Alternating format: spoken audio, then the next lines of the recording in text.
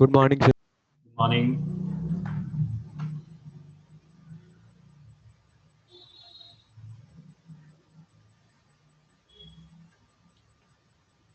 मिलाप सर, मुझे होस्ट बना दो।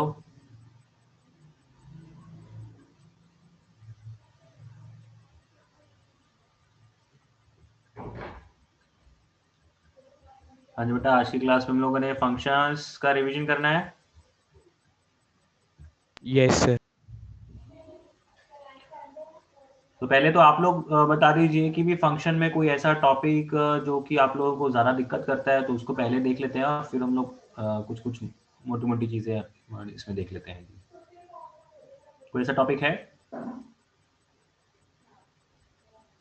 सर मेरे को एक प्रॉपर्टी नहीं समझ आई थी इनवर्स फंक्शन वाली। इनवर्स फंक्शंस की प्रॉपर्टीज। ओके। एक प्रॉपर्टी नहीं समझ में आई थी सर उसमें। ओके, तो फिर तो आपका पर्सनल डाउट है, वो तो अपने डाउट स्लॉट में है ना, उस टॉपिक के अंदर ही जब हम लोग करेंगे उसमें कर लेंगे फिर, है ना, अगर ये यस सर। तो वो तो कोई पूरा टॉपिक नहीं है। तो फिर हम लोग पूरा का पूरा चैप्टर स्टार्ट कर लें, रेगुलर जैसे करते हैं, right? Yes sir. Yes sir. अगर कोई पर्टिकुलर टॉपिक नहीं है तो फिर हम लोग पूरा का पूरा देख ही लेते हैं मेन मेन चीजें। Good morning sir. Good morning. Functions. Functions की डेफिनेशन आप लोगों को पता ही है कि कौन से रिलेशंस जो है वो फंक्शंस बनते हैं। जी देखिए, हम लोगों ने अब रिलेशन भी पढ़ लिया है, तो रिलेशन में हम लोगों को आइडिया लग गया है कि भाई कार्टेशियन प्रोडक्ट का कोई ना कोई एक सबसेट होता है, तो उसमें हर एक एलिमेंट कितने भी एलिमेंट के साथ एसोसिएट हो सकता है। तो उसी में क्या है, फंक्शंस के लिए जरूरी की चीज क्या है कि एक एलिमेंट एग्जैक्टली एक आउटपुट या एक एलिमेंट ऑफ सेट बी के साथ एसोसिएट होना चाहिए, राइट? तो फंक्शन की बेसिक डेफिनेशन। फंक्शन को लिखने का तरीका वो आप लोगों को पता है कि हमेशा जो भी फंक्शन है उसका नाम यहाँ पे लिखा जाता है, फिर ए टू बी, ये इस तरीके से लिखा जाता है, जिसमें ए क्या है उसका इनपुट वाला सेट होता है और बी क्या है उसके आउटपुट वाला सेट होता है। ठीक है, मतलब उस फंक्शन के लिए जो इनपुट के एलिमेंट्स लिए जाएंगे वो सेट ए के एलिमेंट्स लिए जाएंगे, जो भी उसके रिजल्ट्स आएंगे वो सेट बी के एलिमेंट्स होंगे जी। ठीक है, तो इसमें डोमेन, कोडोमेन, रेंज, ये तीनों टर्म्स आप लोग जानते हो। ठीक है, तो इसको दोबारा से बात करने की जरूरत नहीं है ना। No sir. सेट ए है, बी कोडोमेन और रेंज जो भी आउटपुट्स आएंगे। ठीक है, और इसमें एक इमेज और प्री इमेज, इमेज और प्री इमेज इसके टर्म लिखे जाते हैं जी। कई बार ये टर्म भी है ना आते हैं, तो इनके मीनिंग जानते हो? Yes sir. Yes sir. मान लीजिए कि एफ ऑफ 1 की वैल्यू आपको 10 मिल गई, तो मैं क्या बोलूंगा, 1 का जो इमेज है वो 10 है। वो 10 है जी।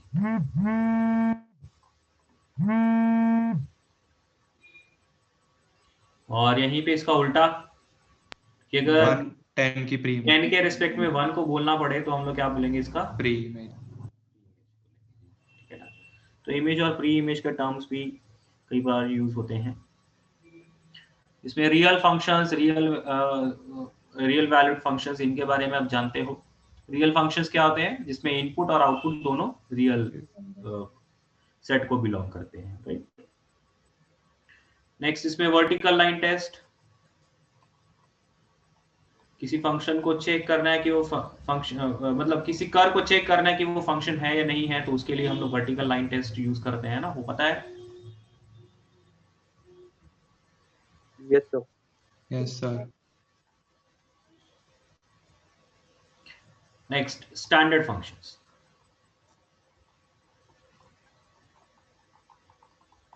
स्टैंडर्ड फंक्शन में सबसे पहला है जी constant function.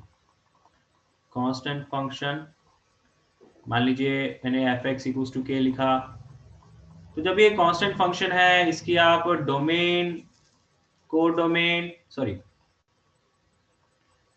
Domain and range ये सब कैलकुलेट कर सकते हो कांस्टेंट फंक्शन के लिए। ठीक है, डोमेन क्या होगी? All All real real value. Values range क्या होगी? के होगी। K. के जो भी वैल्यू आपको दी गई होगी। इसका ग्राफ बनाना है तो ग्राफ क्या होगा जी? Straight line parallel to axis. Parallel to X. एक हॉरिजॉन्टल लाइन है ना, पैरेलल टू एक्स एक्सिस एक लाइन बन के आ जाएगी जी, राइट। नेक्स्ट आइडेंटिटी फंक्शन जी। ठीक है, कांस्टेंट फंक्शन के ऊपर कोई डायरेक्ट क्वेश्चन तो होता नहीं है, ऑब्वियस ही बात है ना। हर एक क्वेश्चन जो भी दिए होते हैं उनमें कहीं ना कहीं कांस्टेंट फंक्शन यूज हो रहा होता है, तो अलग से कोई क्वेश्चन नहीं है। सिमिलरली आइडेंटिटी फंक्शन के ऊपर भी डायरेक्टली कोई क्वेश्चन होता नहीं है, लेकिन ये भी कहीं ना कहीं यूज ही हो रहा होता है, इसके और भी एप्लीकेशंस होते ही हैं। ठीक है, तो identity function F X equals to X, इसकी डोमेन, रेंज, ये सब आप कैलकुलेट कर सकते हो, राइट। सो ग्राफ अगर बनाना पड़े तो ग्राफ क्या होगा? ये एक लाइन बन के आ जाएगी। ठीक है,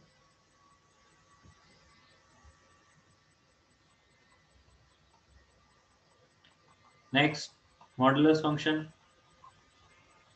मॉडुलस फंक्शन में बहुत सारी वैरायटी है, बहुत सारी चीजें आप देखते हो क्वेश्चन है ना इसके ऊपर बेस्ड। तो इसकी जो बेसिक डेफिनेशन है वो तो यही है कि F X equals to X है, और sorry F X equals to mod x.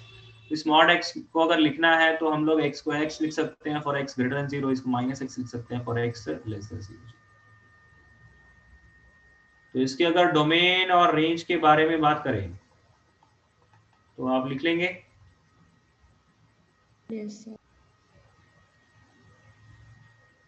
ठीक, इसका ग्राफ भी आप बना सकते हो, राइट। अब मॉडुलस आपका बहुत जगह पे यूज होता है। एक तो मॉडुलस इक्वालिटी,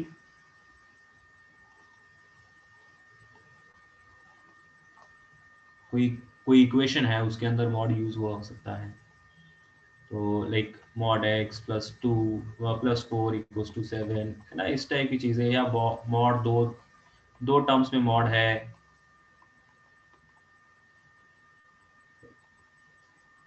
ना, इस टाइप की चीजें, तो ये सब कर सकते हो।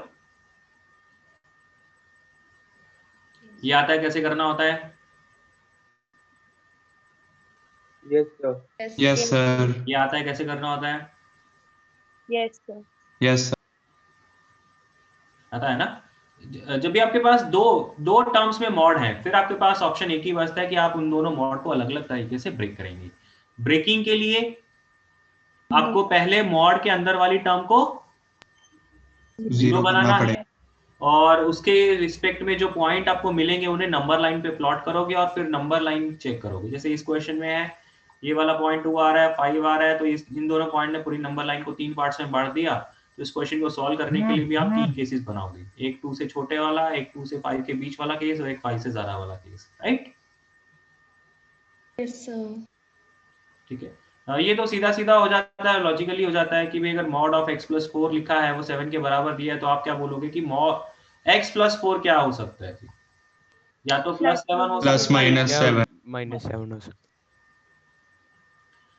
देखिए यहाँ पे मॉड में जब भी आप ये इक्वेशन सॉल्व करते हो तो नॉर्मली हम लोग ये ऐसा बोलते हैं कि मॉड को हटा के दूसरी तरफ प्लस माइनस लिखेंगे। ये जस्ट है ना कैलकुलेशन को करने का तरीका होता है, लेकिन ये कोई बहुत सही तरीका नहीं है। कई बार इसी चीज को आप लेके है ना आंसर गलत कर देते हैं। जैसे कि मान लीजिए मैं आपको बोलूं कि x minus 2 equals mod of x minus 2 equals to -5, मैं आपसे बोलूं कि भाई इसको सॉल्व करके बताओ, आप क्या बोलोगे इसके आंसर? पॉसिबल ही नहीं। 5. Not possible. 5 not Not possible. possible.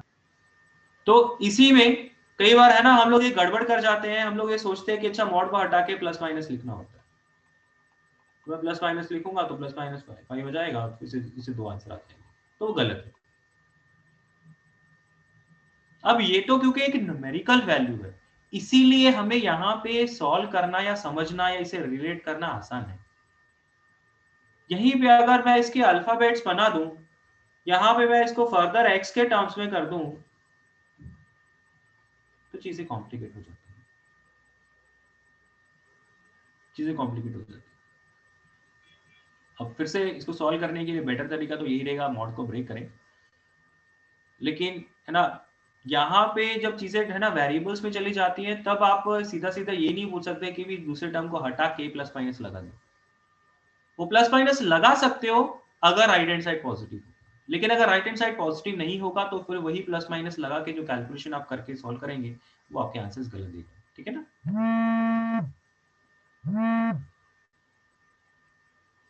Okay, तो मॉड के लिए एक कॉमन सी चीज हम लोग ये याद रखते हैं, मॉड को हटा के दूसरी तरफ प्लस माइनस लगा दो, वो तब तक ठीक है जब तक राइट हैंड साइड जो है जिसकी तरफ आप प्लस माइनस लिखना चाहते हो वो पहले मॉड के पहले, वो मॉड हटाने के पहले वो एक पॉजिटिव नंबर था, तब ठीक है। लेकिन अगर वो मॉड के हटाने के पहले वो एक नेगेटिव नंबर बन के आएगा, तब मॉड को हटा के प्लस माइनस लिखना ये वाला स्टेप गलत हो जाएगा। ओके, तो मॉड की इक्वालिटीज हैं, उसके ऐसे कुछ क्वेश्चंस रहते हैं, बाकी आप फंक्शंस में देखते ही हो कि कैसे कैसे है ना, कहां कहां पे मॉड यूज होता है। इसके अलावा मॉड इनइक्वालिटीज होती हैं जी, मॉडुलस इनइक्वालिटी। मॉडुलस इनइक्वालिटी में क्या क्या होता है? Mod of x, mod of x less than a है जी, तो इसके क्या क्या आंसर्स होते हैं? X belong to -a to a. और इसके लिए कंडीशन है बेटा ए पॉजिटिव होना चाहिए। Yes sir. अगर ए पॉजिटिव है, जो भी मैं यहाँ पे रिजल्ट्स लिखूंगा वो सिर्फ ए पॉजिटिव के लिए लिखूंगा, नेगेटिव के लिए लिखने की कोई नीड नहीं है, आप लॉजिकली खुद से सॉल्व कर सकते हैं, राइट। जैसे कि अगर मैं आपसे बोलूँ कि mod of x less then -2, इसको सॉल्व करके बताइए क्या आंसर आएंगे? 5. अगेन 5। तो मतलब ऐसे जब नेगेटिव नंबर होगा उसके लिए आपको कोई रिजल्ट याद करने की जरूरत नहीं है, आप लॉजिकली खुद ही सॉल्व कर सकते हैं। तो इसलिए मैं जो भी रिजल्ट्स यहाँ पे लिखूंगा वो सिर्फ एक पॉजिटिव ही लिखूंगा। Mod x less than equals to a है, तो एक्स आप बोलेंगे -a to a, ये क्लोज ब्रैकेट, और यहीं पे अगर ये इक्वालिटी ना होती तो फिर ओपन हो जाता है, ठीक है ना, तो उसको अलग से लिखने की कोई जरूरत नहीं है। And mod x greater than a अगर होगा तो आंसर क्या होगा बेटा? माइनस इन्फिनिटी से माइनस a to infinity. तो मेन जो मॉडुलस इनइक्वालिटी के रिजल्ट्स आपने याद रखने हैं वो यही दोनों है, और कोई रिजल्ट याद रखने की जरूरत नहीं है। क्लास के दौरान हम लोगों ने हो सकता है इससे ज्यादा चीजें पढ़ी हो, लेकिन मेन तो यही है, बाकी जो भी है वो इसी से डिराइव हुआ। क्या क्या वेरिएशन हो सकते हैं कि भाई ये इक्वालिटी ना हो, उस केस में ओपन इंटरवल हो जाएगा, इतना डिफरेंस आ जाएगा, ठीक है। और क्या हो सकता है इसमें, मॉड एक्स की बजाय मॉड ऑफ एक्स -1 हो जाए। एक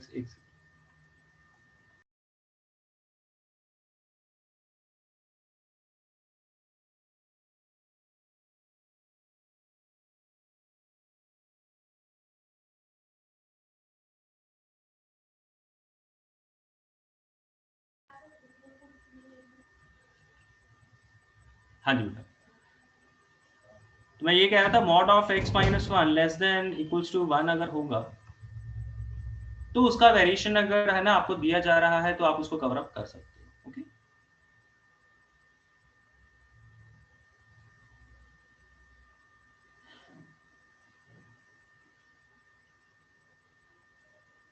नेक्स्ट, तो ये मॉडुलस इनइक्वालिटीज है। इसमें अगर आप क्वाड्रेटिक्स भी आ जाए, मॉडुलस इनइक्वालिटी में अगर मॉड के अंदर क्वाड्रेटिक वगैरह आ जाए तो क्या आप उसे सॉल्व कर पाएंगे? Yes sir. Yes, sir. चाहे इक्वालिटी, चाहे लेस देन इक्वल्स टू या greater than equals to inequality, solve कर लेंगे? Yes, sir. Yes, sir. इनको भी करने का तरीका क्या रहेगा? वही x equal to 0, internal function 0। पहले तो मॉड के अंदर वाले जो टर्म्स हैं उनको 0 कर लो, फिर उसका है ना प्लॉट करके नंबर लाइन के ऊपर पॉइंट लोकेट करके फिर आप केसेस बना के सॉल्व करोगे, राइट। तो ये तो चीजें हैं कि अगर आपको मॉड की मॉडुलस में ही कोई एक इक्वेशन दी है या इनइक्वेशन दी है, आप उन्हें कैसे सॉल्व करोगे, ठीक है ना। अब इसके अलावा फंक्शंस में जहां जहां पे मॉड यूज होता है, करना यही होता है, मॉड को ब्रेक कर लो या कुछ और तरीके से सॉल्विंग, जो भी जैसी क्वेश्चन की नीड है, राइट। इसके अलावा मॉड के एक दो रिजल्ट्स और हैं, मैंने आपको पहले भी कराए हुए हैं कि mod of x plus y अगर mod x plus mod y के बराबर हो जाए इसका मतलब क्या होगा? एक्स वाई सेम साइन के हैं। सेम साइन के होंगे। X Y same same sign. Sign के होंगे।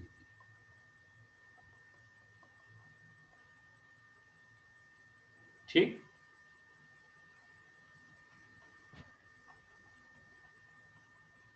अगर ऐसा हो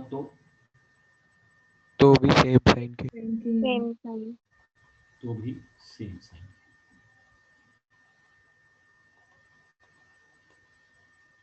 इसको मॉडल हटा सकते हैं। और अगर x प्लस वाई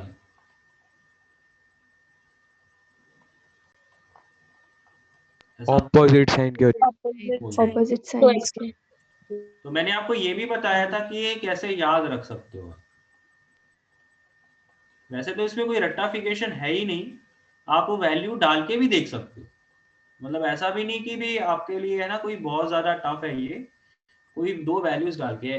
अगर आपको प्लस दोनों सेम साइन की बात करनी है तो दोनों एक प्लस वाले नंबर लेके देख लो, चेक कर लो कि क्या इक्वालिटी है या नहीं है।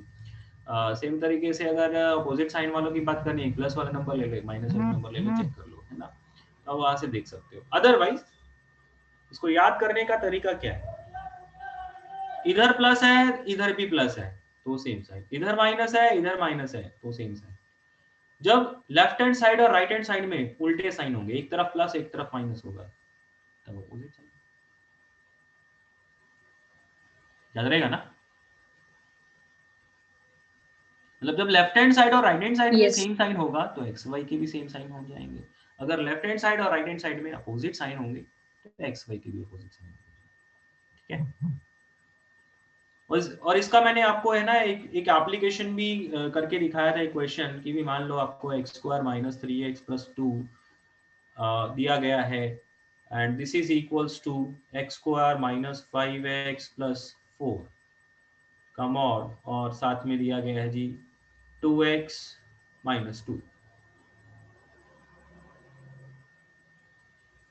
यस अगर सर। आपको ये इक्वेशन दिया गया है, अब आपको बोला गया है सॉल्व x, मतलब x की वैल्यूज निकालिए, तो क्या आंसर होगा? अब क्या करेंगे? राइट हैंड वाले टर्म्स का greater than 0, product greater than 0 Yes sir. कि देखो यहाँ पे क्वेश्चन में आपने हमेशा इसको रिलेट कर लेना है कि ये एक्चुअल में जो राइट हैंड साइड के जो दोनों टर्म्स है उन्हीं का सम ही लिखा हुआ है। तो अगर उन दोनों का सम लिखा हुआ है तो मेरे लिए अगर मैं इसको कैपिटल X मान लूं, इसको कैपिटल Y मान लूं, तो एक्चुअल में ये लिखा हुआ है जी left hand side mod of x plus y. तो मैं ये बोल सकता हूं कि capital X and capital Y are same sign. तो अगर ये सेम साइन है तो इसका मतलब इन दोनों का प्रोडक्ट पॉजिटिव होगा। तो अगर सेम साइन है तो उससे इक्वेशन या इनइक्वेशन क्या बनेगी? Product positive. और अगर अपोजिट साइन है तो प्रोडक्ट Negative. तो अकेला सेम साइन बोलने से आंसर नहीं निकलता है, उसके लिए हमें एक इनइक्वालिटी या इक्वालिटी बनानी पड़ती है। तो सेम साइन का मतलब उनका प्रोडक्ट पॉजिटिव, अपोजिट साइन का मतलब प्रोडक्ट नेगेटिव। ठीक है। तो इन दोनों का क्योंकि सेम साइन होगा तो अब आप इन दोनों को क्या है, इन दोनों के मल्टीप्लिकेशन को पॉजिटिव बना देंगे और यहां से आप x की वैल्यूज कैलकुलेट कर लेंगे। ओके, ठीक है, समझ में आया इतना? Yes sir. तो मॉडुलस में अगर दो नंबर है, मतलब देखो अभी तक हम लोग यहाँ तक हमने जो बातें करी थी वो सिर्फ एक सिंगल वेरिएबल की बातें थी। इक्वेशन को सॉल्व किया, इक्वेशन है, इन इक्वेशन है, तो यहाँ पे सिंगल वेरिएबल में मॉडुलस की बातें थी। अब यहाँ पे जो बात कर रहे हैं वो टू वेरिएबल्स में मॉडुलस की बातें हैं। तो उनमें क्या क्या रिजल्ट्स बनते हैं या किस किस चीज के ऊपर बेस्ड है ना क्वेश्चन हमें मिल सकता है। तो ये था मॉडुलस के ऊपर बात। अब बात करते हैं जी ग्रेटेस्ट इंटीजर फंक्शन। तो ग्रेटेस्ट इंटीजर फंक्शन की बेसिक डेफिनेशन आप जानते ही हो। इसका डोमेन, इसका रेंज, ये सब आपको पता है। Yes sir. इसका ग्राफ भी आपको पता है, स्टेप्स टाइप का बन के आता है, राइट। तो ये सिंपल अकेला ही एक ग्रेटेस्ट ऑफ एक्स, इसका ग्राफ बनाना है तो वो तो आपके लिए है ना आसान ही पड़ता है, लेकिन जब इसके अंदर है ना कुछ और चीजें आ जाती है, ब्रैकेट ऑफ साइन एक्स या ब्रैकेट ऑफ कॉस एक्स या bracket of sine x plus cos x, है ना कुछ इस टाइप, तब चीजें थोड़ी और कॉम्प्लिकेट हो जाती हैं, तो क्वेश्चन उसके ऊपर आता है ज्यादातर। तो जो भी क्वेश्चन आपके ग्रेटेस्ट इंटीजर के ऊपर होते हैं उनके लिए, उनको सॉल्व करने के लिए जो सबसे ज्यादा इंपॉर्टेंट है यहाँ पे हो जाती है वो उसकी प्रॉपर्टीज है। तो जो भी प्रॉपर्टीज हम लोग लिखते हैं उसमें कंडीशन ये मान के चल रहे हैं, x is any real number and के इज एनी इंटीजर, ठीक है। तो सबसे पहली प्रॉपर्टी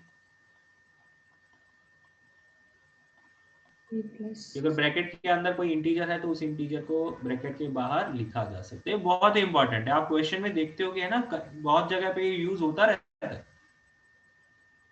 ना। मान लीजिए मैंने आपको बोला कि bracket of x square plus bracket of x, क्या ऐसा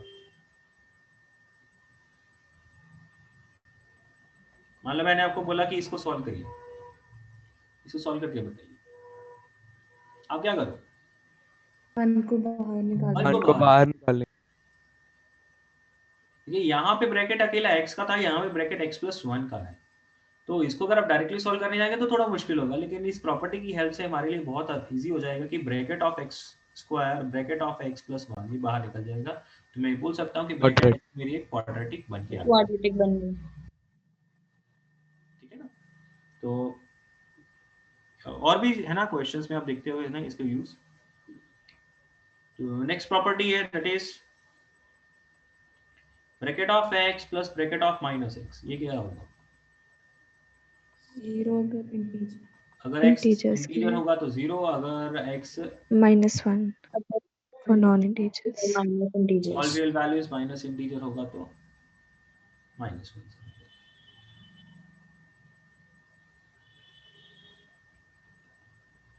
तो ये भी इम्पोर्टेंट है, कई कई जगह पे है ना, कई बार ना डोमेन का मतलब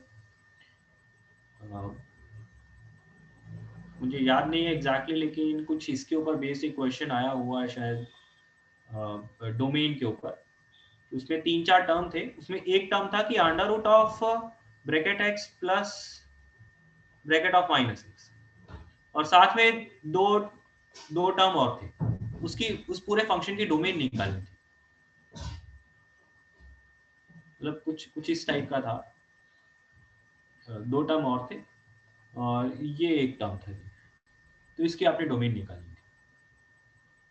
तो इस क्वेश्चन की डोमेन निकालना है ना, जब आप इस चीज को यूज कर लेंगे तो बहुत ही ज्यादा इजी हो जाएगी, और वो सीधा सीधा आप देख रहे हो कि इस प्रॉपर्टी के ऊपर बेस्ड है। अगर मैं सिर्फ इसके फर्स्ट पार्ट की डोमेन लिखूं तो इसके फर्स्ट पार्ट की डोमेन क्या कहती है? X is integer, only integer. तो जब आपको बाकी के जो टर्म्स एक दो टर्म और दिए हुए थे उनकी डोमेन निकालनी थी, तो उसमें सिर्फ और सिर्फ फाइनली आपने इंटीजर ही देखने थे।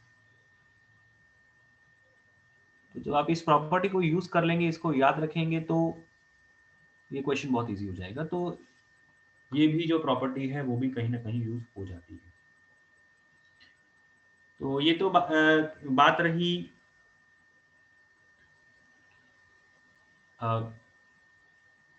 इक्वालिटीज की, है ना। अब इसमें एक और इक्वालिटी अगर हम लोग देख लेते हैं, मान लीजिए bracket of x equals to k, तो x क्या होगा? k से लेके k plus 1, x belong to k to k plus 1, x belongs to k to k plus 1। अब इनइक्वालिटी के बारे में भी बात कर लेते हैं। ग्रेटर होगा तो क्या होगा, लेस देन इक्वल्स टू होगा तो क्या होगा, अकेला ग्रेटर होगा तो क्या होगा, लेस देन इक्वल्स टू होगा तो क्या होगा, सॉरी अकेला लेस होगा। हाँ जी, क्या आंसर होते हैं? k to infinity, k to infinity। इसमें क्या होता है? k minus infinity minus infinity से k k plus 1, plus 1, open bracket, yes, इसमें k plus k plus 1 से infinity, close bracket, और इसमें minus infinity to k, k ये सारे रिजल्ट्स याद है? Yes. Yes, इसमें sir. रट्टा मारने की जरूरत नहीं है। आप कोई भी है ना, जब भी आपको कोई सी इनइक्वालिटी आ भी जाए तो भी है ना कोई वैल्यू डाल के आप इन्हें रिलेट करिए। Okay,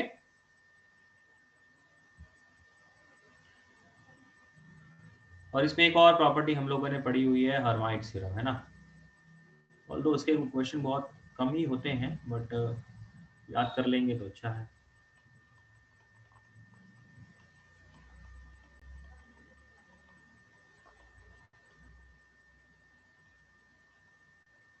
KX.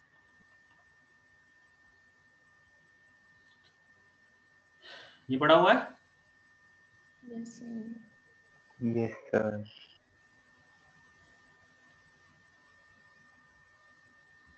तो ये ग्रेटेस्ट इंटीजर की बेटा प्रॉपर्टीज हैं, तो इन प्रॉपर्टीज के ऊपर ही बेस्ड क्वेश्चंस होते हैं, ठीक है। बाकी फंक्शंस में जो जैसे जैसे यूज होता है। Next, fractional part function, fractional part. इस फंक्शन के बारे में जानते हो, इसकी डोमेन रेंज, ये इसकी रेंज बहुत इंपॉर्टेंट है, 0 to 1। ये यानी हो याद रखनी ही होती है।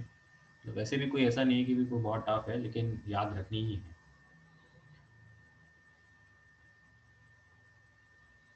और इस फंक्शन के बारे में हम लोग है ना क्या कहते हैं कि भाई ये फंक्शन हमेशा x माइनस ब्रैकेट x की हेल्प से ही रिलेट होता है। देखिए आप लोगों ने जब इंटीग्रेशन में भी सॉल्व किया है, मान लीजिए मैंने आपको बोला कि भी 0 से लेके 5 तक का इंटीग्रेट करो, ऑल्दो ये तो पीरियोडिक फंक्शन की हेल्प से हो जाता है, बट अगर आप पीरियोडिक ना भी लगाएं तो भी आप क्या करते हो, आप इसको x माइनस ब्रैकेट x लिख के ही सॉल्व करते हो।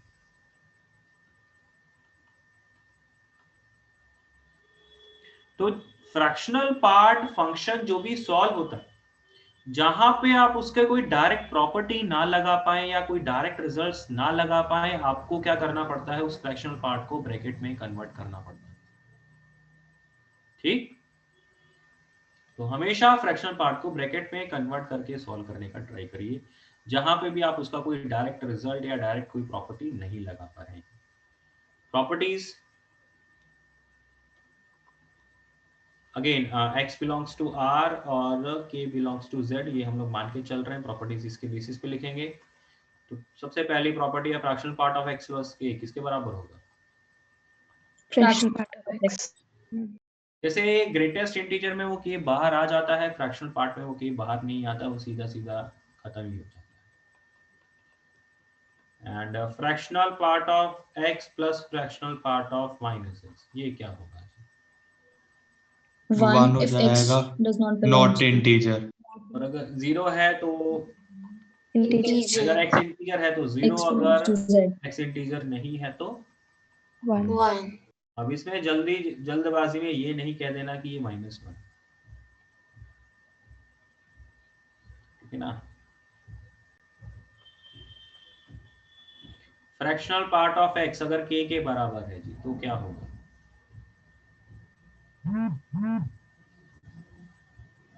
तो क्या होगा? 0. Not possible. 5 okay, X 0. 0. मान लीजिए कोई भी एक इंटीजर है x0 एक्सेप्ट 0, x फिर तो 5 आएगा। 5. आ जाएगा ना। और यहीं पे अगर मैं आपको बोलूं कि fractional part of x is equals to, एक काम करते हैं जिसे हमने है ना पहले भी थ्योरी हमने बात करी है कि भी एक नंबर a हमने असाइन किया था, जी 0 to 1 इंक्लूडिंग 0 इंक्लूडिंग 1, एक नंबर b ले लिया है, उसको 1 से ज्यादा बोल दिया, और एक नंबर c बोल दिया है जिसको 0 से छोटा ले लिया। तो अब अगर मैं आपको fractional part of x equals to a पूछूं तो x क्या होगा? x क्या होगा? K plus all real number. K plus A. Oh sorry, k plus a, हाँ Yes. k plus a। A.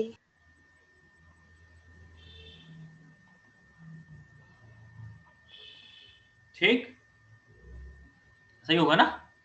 Yes, sir. Yes, sir. अगर आप ये बोलते हैं ना, कोई भी एग्जांपल लेके आप देख सकते हो कि अगर फ्रैक्शनल पार्ट ऑफ x हमें 0.5 दे दिया जाए तो मैं x के बारे में क्या क्या बोल सकता हूँ। मैं बोल सकता हूँ कि x की वैल्यू 0.5 ले लीजिए, 1.5 ले लीजिए, 2.5 ले लीजिए, 3.5 ले लीजिए, है ना। सारी वैल्यूज पॉसिबल है। तो मतलब कोई भी एक इंटीजर उसमें 0.5 जोड़ के जो भी आपको आंसर्स मिलेंगे वो सारे के सारे x के आंसर्स काउंट होंगे। ओके,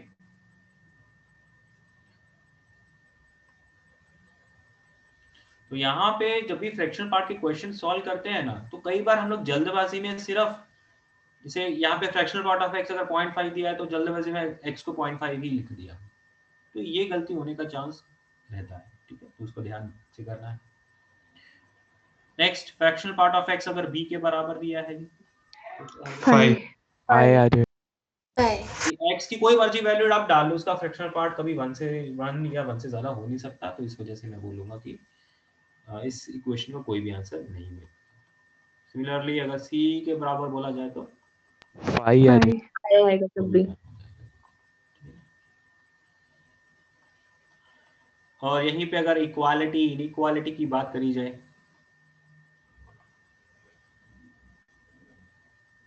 अगर ग्रेटर देन ए बोला जाए, अगर लेस देन ए बोला जाए, k plus k a plus a k k plus plus 1 क्या होगा?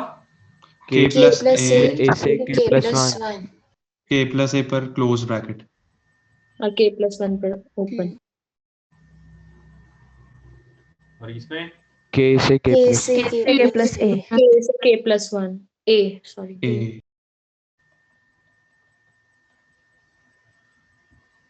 ये रिजल्ट्स याद है? yes sir अगर ये Yes, रिजल्ट्स याद हैं तो अच्छी Yes. बात है, नहीं भी याद है तो आप से बनाएंगे। ओके, क्योंकि ये रिजल्ट्स उतने कॉमनली यूज नहीं होते, इसलिए कई बार भूल जाते हैं, तो इसलिए है ना, आपने जब भी ये रिजल्ट अगर भूल भी जाए तो भी आप कोई वैल्यू डाल के इसको रिलेट करके अपने रिजल्ट्स बनाएंगे। ओके, तो यहीं पे ये तो चलो एक ही बात हो गई, अगर बी या सी आ जाएगा तो उसके रिजल्ट्स आप लिख लोगे, राइट। तो उसको लिखने की जरूरत नहीं है।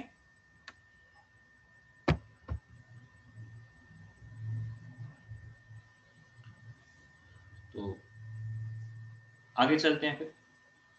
नेक्स्ट बेटा रहता है सिग्नम फंक्शन। सिग्नम फंक्शन के बारे में पता ही है ना, f(x) equals to mod x upon x for x not equals to 0 and this is 0 for x equals to 0. Equal to 0. तो इसकी डोमेन, रेंज, ये सब आपको पता है, इसका ग्राफ भी आप बना सकते हो। ठीक है, नेक्स्ट एक्सपोनेंशियल फंक्शन।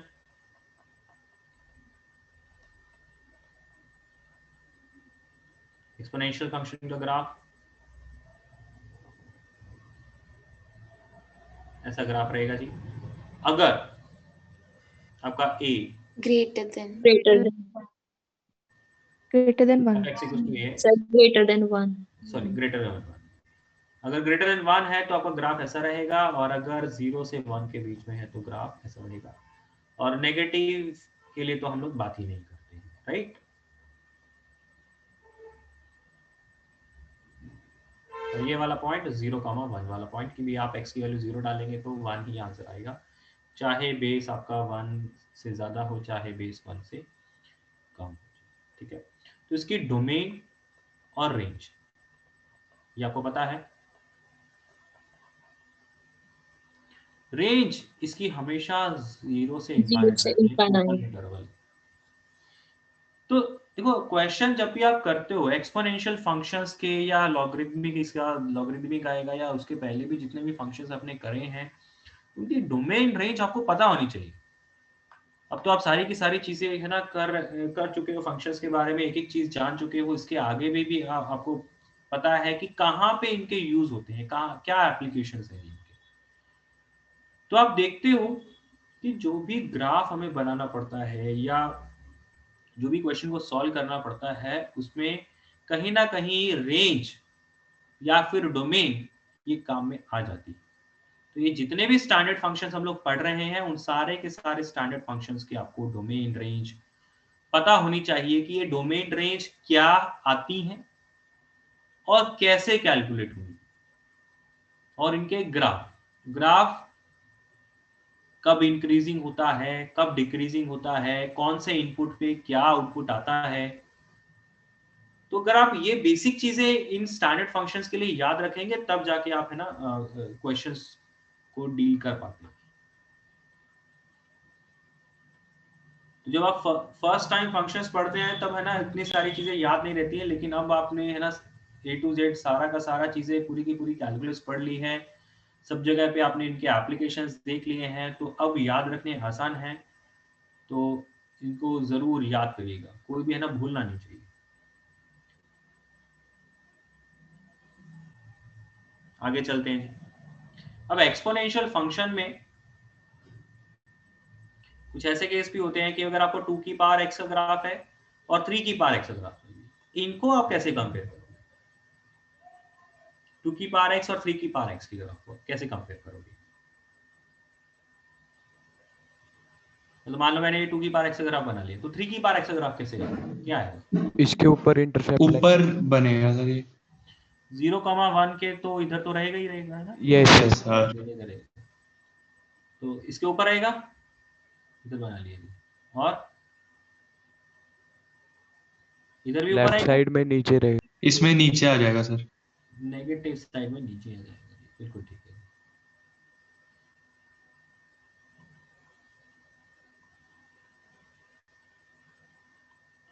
तो इस तरीके से आप है ना अगर बेस अलग अलग हैं तब आपने एक्सपोनेंशियल ग्राफ अगर आप रिलेट करना चाहते हैं तो इस टाइप से ग्राफ बनेंगे। ठीक है, सारे के सारे ग्राफ की जो शेप है वो तो ऑलमोस्ट एक जैसी होगी, लेकिन अगर आपको एक ही क्वेश्चन के अंदर 2 ग्राफ बनाने को आ जाए या 2 ग्राफ बनाने पड़ जाए तो फिर आपको उनकी कंपेयरिंग भी तो करनी पड़ेगी, तो फिर वो कैसे होगी? ठीक है, तो वो अगेन वैल्यूज की हेल्प से ही आप रिलेट कर सकते हो कि भी 0 पे तो क्योंकि दोनों बराबर आएंगे, और जब मैं कोई भी पॉजिटिव नंबर डालूंगा तो 3 की पावर x ज्यादा तेजी से बढ़ जाएगा और 2 की पावर x उतना तेजी से नहीं बढ़ेगा। कहीं यूं बोलो कि भी x की वैल्यू 1 पे वो 3 होगा, वो 2 होगा, फिर 2 पे डालेंगे तो 3 स्क्वायर बनेगा, वो 2 स्क्वायर बनेगा। तो अगेन 3 की पावर x वाला फंक्शन हमेशा 2 की पावर x से ज्यादा है। बट यहीं पे अगर मैं x की वैल्यू नेगेटिव डालता हूँ तो 3 की पावर x वाला वो ज्यादा जल्दी नीचे चला जाएगा। मतलब x की वैल्यू अगर -1 डालूंगा तो वो 2 की पावर x वाला हाफ वैल्यू देगा, लेकिन 3 की पावर x वाला -1/3 आंसर पे देगा, ज़्यादा जल्दी नीचे चला जाता है। तो इस तरीके से आप है ना इनके ग्राफ की कंपेयरिंग कर सकते हो। नेक्स्ट हम लोग बात करते हैं जी लॉगरिथमिक के लिए। लॉगरिथमिक फंक्शन, ये लॉगरिथमिक फंक्शन बहुत इंपॉर्टेंट रहता है, खासकर इसका है ना जब भी डोमेन के क्वेश्चंस आते हैं। डोमेन के क्वेश्चन ज्यादातर किसके ऊपर बेस्ड होते हैं? वो या तो लॉग के ऊपर बेस्ड होते हैं या फिर अंडर रूट्स वगैरह के ऊपर बेस्ड होते हैं। ठीक है, तो आप लोगों ने ना जितने भी डोमेन के क्वेश्चन देखे हैं उसमें कहीं ना कहीं लॉग हो गया या अंडर रूट हो गया या रेसिप्रोकल हो गया या रैशनल फंक्शन हो गया, ये ज्यादा यूज होते हैं। डोमेन में ब्रैकेट वगैरह या है ना वो कम यूज होता है। मॉडुलस भी कहीं कहीं थोड़ा बहुत यूज हो जाता है, लेकिन लॉगरिथमिक जो फंक्शन है वो सबसे ज्यादा यूज होता है डोमेन के क्वेश्चंस में। तो जो लॉगरिथमिक फंक्शन है वो जो स्टैंडर्ड फंक्शन है वो तो यही है। अब इसके ऊपर कुछ कंडीशंस हैं। कंडीशन क्या क्या है जी? एक तो x जो है वो हमेशा पॉजिटिव रहना चाहिए, दूसरा जो बेस है वो 1 नहीं होना चाहिए, और बेस भी जो है वो पॉजिटिव होना चाहिए। तो ये 3 कंडीशन। तो जब भी आप लॉगरिथमिक फंक्शन की डोमेन निकालते हो तो आपको ये 3 कंडीशंस लगानी पड़ती है। ठीक, इसके ग्राफ आप जानते ही हो। लॉग एक्स का ग्राफ ऐसा होता है जब बेस 1 से ज्यादा हो, और लॉग का ग्राफ ऐसा होता है जब बेस 1 से छोटा हो। तो आप इसमें देख सकते हो कि ये एक इंक्रीजिंग ग्राफ है, ये एक डिक्रीजिंग ग्राफ है। तो इसी के बेसिस पे अगर आपको लॉगरिथमिक इनइक्वालिटी सॉल्व करनी पड़ जाए तो आप उसे सॉल्व कर लेंगे। हाँ जी, मान लीजिए मैं आपको बोलता हूं कि भाई log 2x² is greater than log 2x, मैं ये सॉल्व करने को बोल रहा हूं मैं आपको। तो क्या इसे सॉल्व कर सकते हो? Yes sir. yes sir, sir. देखिए मतलब ये सीधी सीधी बात इसके ऊपर है कि भाई ये फंक्शन इंक्रीजिंग है या डिक्रीजिंग। अगर इंक्रीजिंग है इसका मतलब क्या हुआ कि अगर लेफ्ट हैंड साइड वाले का आउटपुट राइट हैंड साइड के आउटपुट से ज्यादा चाहिए तो मतलब इनपुट पे x square इनपुट x भी ज़्यादा डालनी पड़ेगी। क्योंकि ये फंक्शन इंक्रीजिंग है जी, बेस 2 है जी, 1 से ज्यादा है। ठीक है, तो लॉगरिथमिक इनइक्वालिटी आपको पता होनी चाहिए, क्योंकि जब डोमेन के क्वेश्चंस निकालते हैं तब यहाँ वहां पे है ना लॉगरिथमिक इनइक्वालिटीज लग जाती हैं। ठीक है,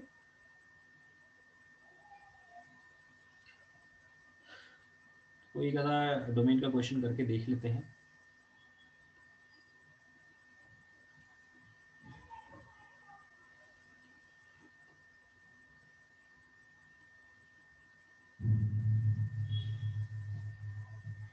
निकालिए बेटा इसकी डोमेन। ये 2x+1 है, बेस में है ये 2x+1। Okay,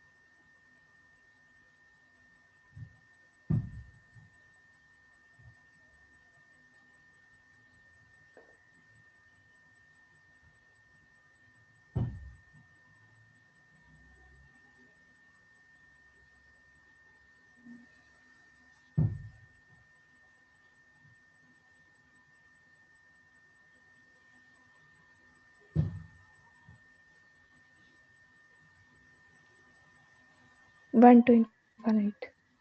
Sir, 1 to infinite. infinite. Yes sir.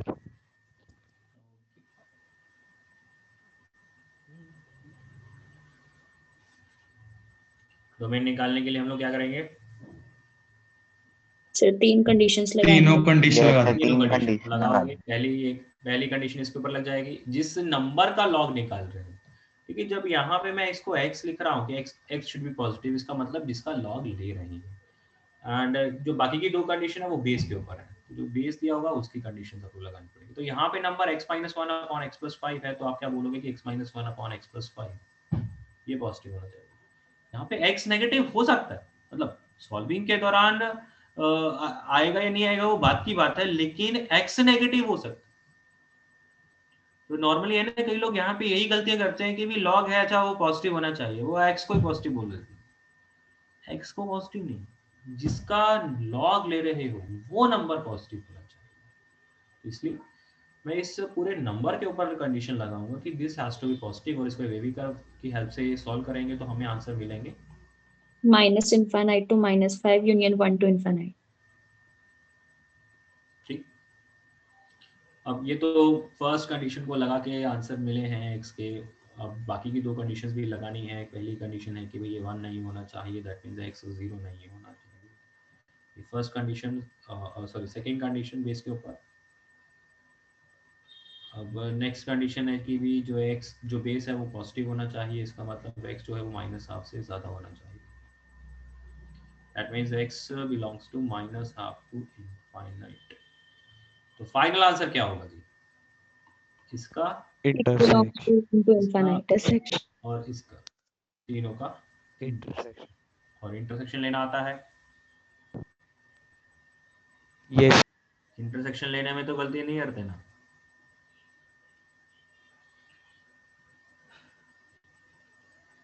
तो इसमें बेटा अच्छा, इसमें लास्ट जो फंक्शन है that is rational function.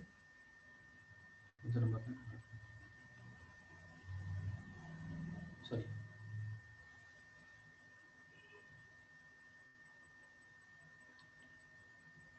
Rational function. Rational function क्या? कोई भी फंक्शन जो कि gx अपॉन hx से मान लो बना हुआ है, जिसमें ये भी पॉलिनोमियल है, ये भी polynomial.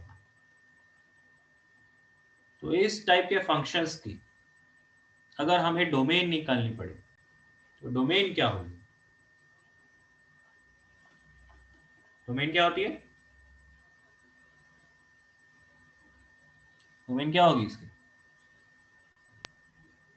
domain of g of x intersection of h of x minus कि अगर पॉलिनोमियल ले रहे हैं फिर तो मैं सीधा सीधा ही बोल सकता हूँ कि भाई आर माइनस, क्योंकि gx की डोमेन भी आर होगी, पॉलिनोमियल है, hx की डोमेन भी आर होगी जी, तो इनका इंटरसेक्शन भी आर हो जाएगा, एक्सेप्ट वो point Values where hx is Zero. hx 0।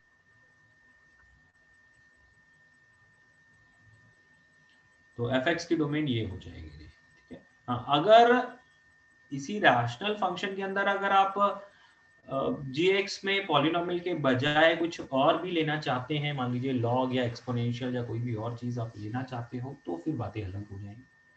तो फिर आपको यही कहना पड़ेगा कि भी gx और hx की अलग अलग डोमेन आप निकाल लीजिए, इंटरसेक्शन करके उसमें से वो सब्ट्रैक्शन कर दीजिए जो कि जहां पे डिनोमिनेटर जीरो है। आ जाएगा, ठीक है।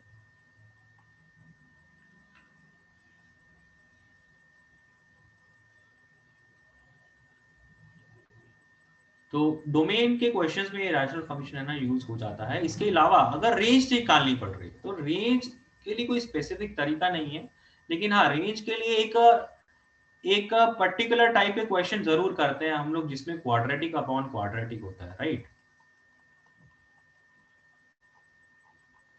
अगर आपको क्वाड्रेटिक अपॉन क्वाड्रेटिक दिया गया है तो इसकी रेंज आप निकाल सकते हो। इसके लिए आपके पास प्रॉपर एक मेथड है कि आप fx को y मानेंगे, ये क्वाड्रेटिक है, ये क्वाड्रेटिक है, इस क्वाड्रेटिक को क्रॉस मल्टीप्लाई करा के x में जो भी क्वाड्रेटिक बनेगी उसका डिस्क्रिमिनेंट कर देंगे greater than equals to 0, right. निकाल लेते हैं रेंज। Yes sir.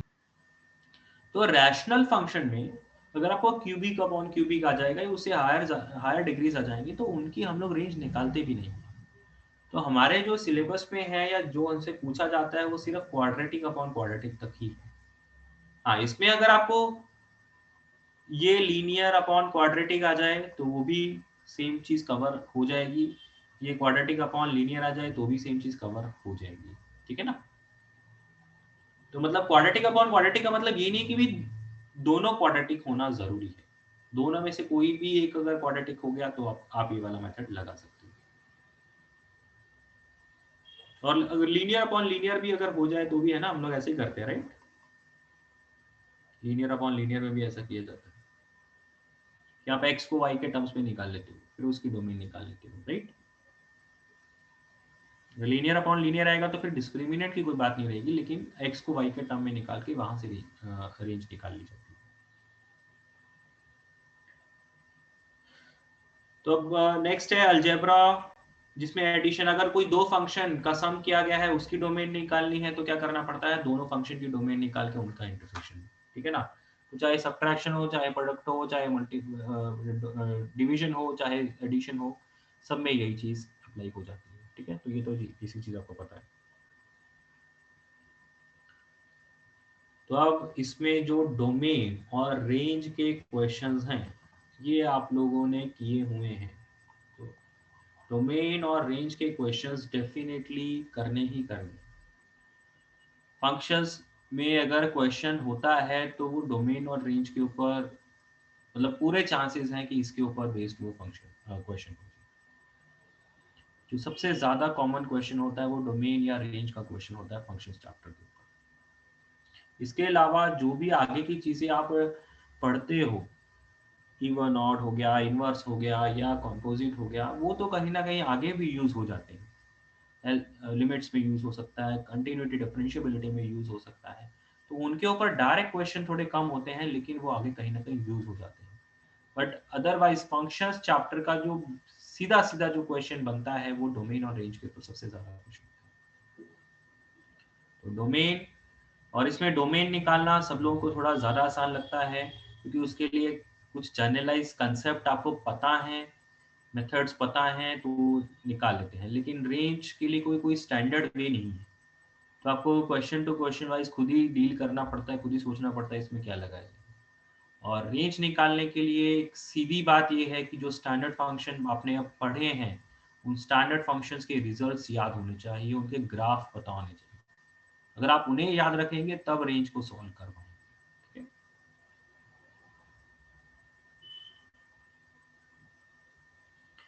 इसमें next even odd. Even function किसको बोलते हैं जी? कि एफ ऑफ माइनस एक्स क्या हो, fx Equals to के बराबर हो for all the X belongs to domain of the function. domain of the Yeah. function. सबके लिए होना चाहिए, है ना, ऐसा नहीं कुछ लिमिटेड वैल्यूज के लिए नहीं, सबके लिए ऐसा हो तब इवन बोला जाएगा। और ऑड के लिए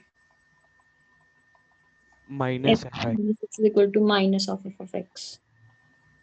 तो इवन ऑड की जो बेसिक डेफिनेशन है वो ये है। अब इसमें इवन ऑड में कुछ इंपॉर्टेंट पॉइंट्स ये हैं कि ऑड के केस में जो फंक्शन होता है वो ओरिजिन के अबाउट सिमेट्रिक होता है जी, सिमेट्रिक अबाउट ओरिजिन। और इवन के केस में क्या होता है, सिमेट्रिक अबाउट। yx तो इवन का ग्राफ अगर हमें बनाना पड़े तो हमारे लिए ग्राफ बनाना बहुत आसान हो जाता है। कैसे? कि आप सिर्फ राइट हैंड साइड का ग्राफ बना लीजिए और लेफ्ट हैंड साइड का ग्राफ जस्ट मिरर इमेज ले लीजिए वाई एक्सिस के रिस्पेक्ट में, ठीक है ना। ऑल्दो ऑड का ग्राफ भी है ना रिलेट हो सकता है, मतलब इस ओरिजिन के अबाउट सिमेट्रिक होता है उससे है ना इजीली रिलेट किया जा सकता है। लाइक कि अगर मान लो ये ग्राफ बन के आ रहा है जी आपका और ये फंक्शन ऑड है, तो आप क्या बोलेंगे कि अगर इधर ऐसा आया तो ये ऐसा कुछ बन जाएगा, है ना, उतना ही नेगेटिव की तरफ ले जाए।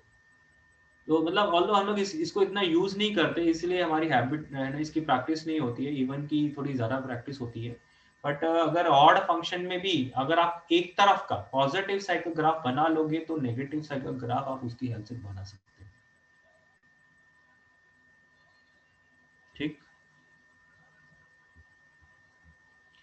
अब इवन ऑड की कुछ प्रॉपर्टीज हैं जी।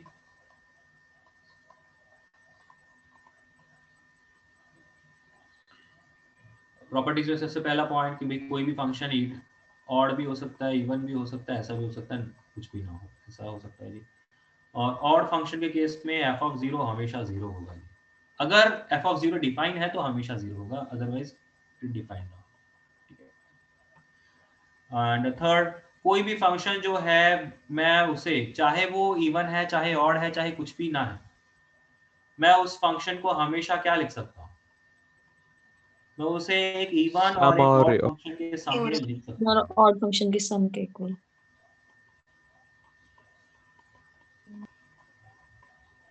इसमें ये जो है ये इवन बन के आएगा, ये जो है वो odd बन के आएगा। तो ये वाली चीज जो है ना, ऑल्दो है ना हम लोग मतलब अगेन ये वाला पॉइंट है ना बहुत लाइटली लेके चल जाते हैं, अदरवाइज इसका यूज आपने देखा हुआ है इंटीग्रेशन में, डेफिनेट इंटीग्रल में है ना, इसके यूज हमने देखे हुए एक दो जगह पे ऐसे क्वेश्चन किए हुए हैं कि आपको F of x plus F of minus x दिया गया है और आपने फंक्शन उस फंक्शन को समाउ सॉल्व करना है या उसके बारे में कुछ भी बात करनी है, तो वो वहां पे देने का पर्पस क्या है कि F of x plus F of minus x अगर दिया गया है वहां पे तो इसका मतलब वो वहां पे इवन फंक्शन है जी, यहाँ पे एक इवन फंक्शन का रोल प्ले हो रहा है। सिमिलरली अगर F of x minus F of minus x दिया गया है तो वो सीधा सीधा ये बोल इस वजह से दिया गया है कि ये फंक्शन आप ऑड लीजिए, तो डेफिनेट इंटीग्रल में इसको है ना यूज किया हुआ है हम लोगों ने। इसके अलावा जो प्रॉपर्टी रहती है कि अगर इवन फंक्शन है उसका अगर मैं डेरिवेटिव करूंगा, एक बार उसको डिफरेंशिएट करूंगा तो क्या डेरिवेटिव odd देगा, Odd हो जाएगा. और सेम ऑड का अगर मैं डेरिवेटिव निकालूंगा तो even इवन हो जाएगा। इवन हो जाएगा। तो अगर मैं एक ही फंक्शन मान लो इवन फंक्शन है उसको बार बार डेरिवेटिव करता रहूंगा तो क्या है ऑड इवन ऐसे मिलता रहेगा, है ना। yes तो मैं सीधा सीधा ये बोल सकता हूँ ना कि अगर इवन फंक्शन का डेरिवेटिव निकालो, अगर मैंने ऑड डेरिवेटिव निकाला मतलब फर्स्ट डेरिवेटिव या थर्ड डेरिवेटिव या फिफ्थ डेरिवेटिव की बात करूंगा तो रिजल्ट भी ऑड आएगा। और अगर मैं इवन डेरिवेटिव की बात करूं, that means second, fourth, sixth, eighth in derivatives की बात करूंगा तो रिजल्ट Even. इवन आ जाएगा। इवन ही है, सेम चीजें है ना रिवर्स हो जाएंगी कि अगर Odd स्टार्टिंग के का फंक्शन ऑड दिया गया है, ठीक है ना।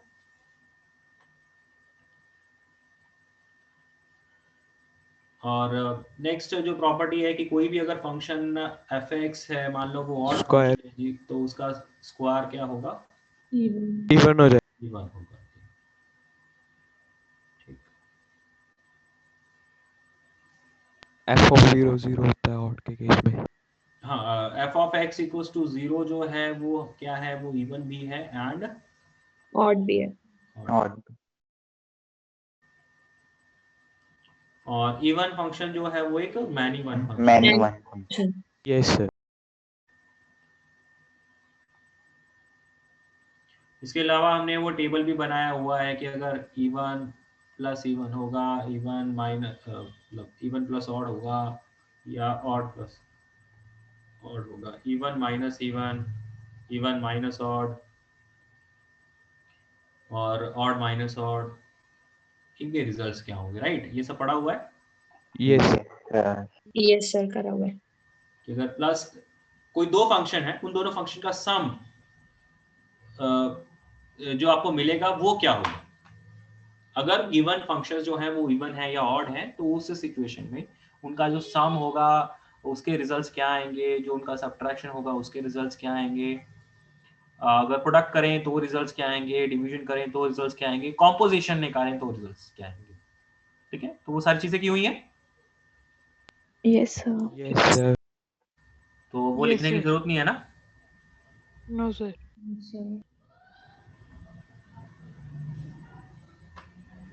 तो इसके ऊपर इवन ऑड के ऊपर हमने क्लास में कुछ क्वेश्चंस भी करे हुए थे, तो उसमें तो हमने सीधा सीधा यही देखा था कि जो क्वेश्चन है ना हमें दिया गया है कि वो इवन है या नहीं है, सिर्फ ऐसे ही कुछ क्वेश्चंस करे थे। बट उसके अलावा इवन ऑड का एप्लीकेशन आप जानते हो, है ना। नेक्स्ट पीरियोडिक कर लें या मैनी वन? पीरियोडिक कर लेते हैं पहले। पीरियोडिक फंक्शन में क्या है जी? f(x + t) अगर f(x) के बराबर है और ऐसा x की हर एक वैल्यू के लिए होल्ड कर रहा है, तो हम क्या बोलेंगे? ये पीरियोडिक फंक्शन है। और कैपिटल T क्या है उसका? प्रिंसिपल पीरियड है। प्रिंसिपल पीरियड है जी। प्रिंसिपल पीरियड कह लो या फंडामेंटल पीरियड कह लो।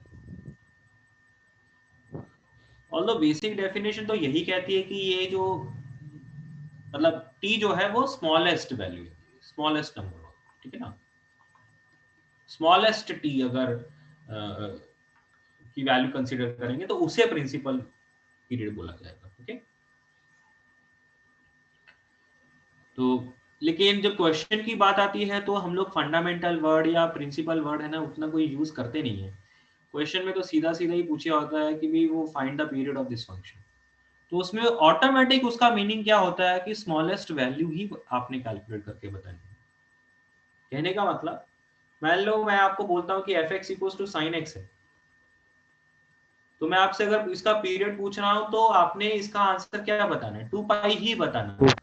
2 अगर आप ये कहते कि 4π,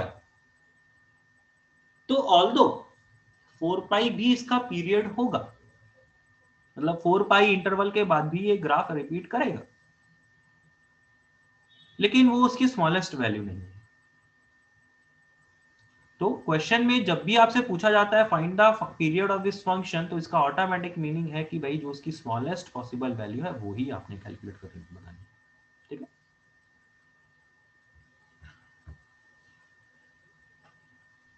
अब इसमें पीरियोडिक फंक्शन की कुछ कुछ प्रॉपर्टीज हैं जी। इसमें पहली प्रॉपर्टी क्या है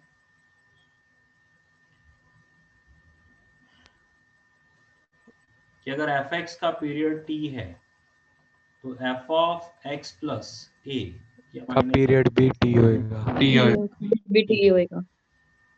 मतलब x में कुछ यूनिट ऐड करके या सब्ट्रैक्ट करके हमें फंक्शन का जो पीरियड है वो नहीं बताने। नेक्स्ट है, अगर f(x) का पीरियड t है तो मैं आपसे अगर पूछूं f(ax) का पीरियड क्या होगा? t/mod mod On mod.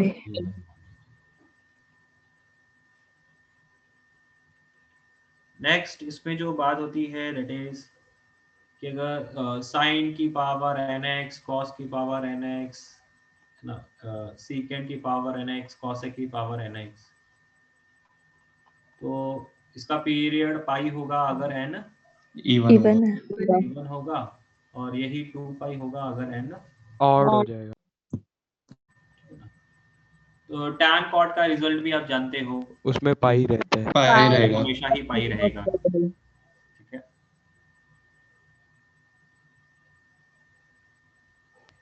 Next,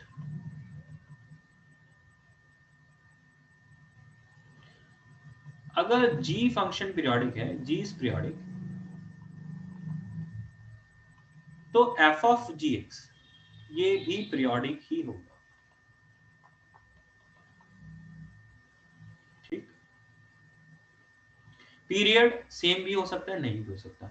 तो इसमें ये वाला जो पॉइंट है ना, ये बहुत इंपॉर्टेंट है, इसको जरूर याद रखिएगा। तो बाकी है ना बेसिक सी चीजें हैं वो याद रहती हैं, लेकिन इसको एक बार है ना हाईलाइट करके याद रखिएगा कि अगर g एक पीरियोडिक फंक्शन है, तो जो पीरियोडिक फंक्शन है अगर वो अंदर आता है, तो फंक्शन अंदर लिखा हुआ है, तो बाहर वाला फंक्शन कुछ मर्जी हो जाए, बाहर f कुछ मर्जी हो जाए, ये ओवरऑल कंपोजिट फंक्शन हमेशा पीरियोडिक ही रहेगा।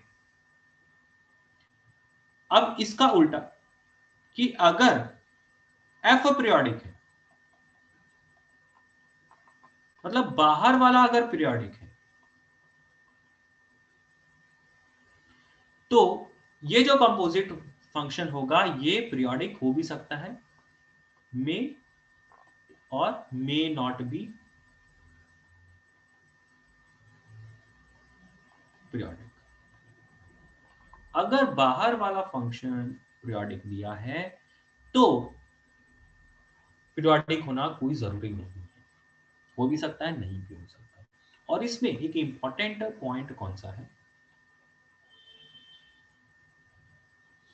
इसमें एक इंपॉर्टेंट चीज ये है कि इफ f इज पीरियोडिक, मतलब बाहर वाला फंक्शन पीरियोडिक है, आप इस कंपोजिट को भी पीरियोडिक बनाना चाहते हो, दिस इज ए पीरियोडिक, ये भी आपको बोला गया है, और साथ में gx is a polynomial,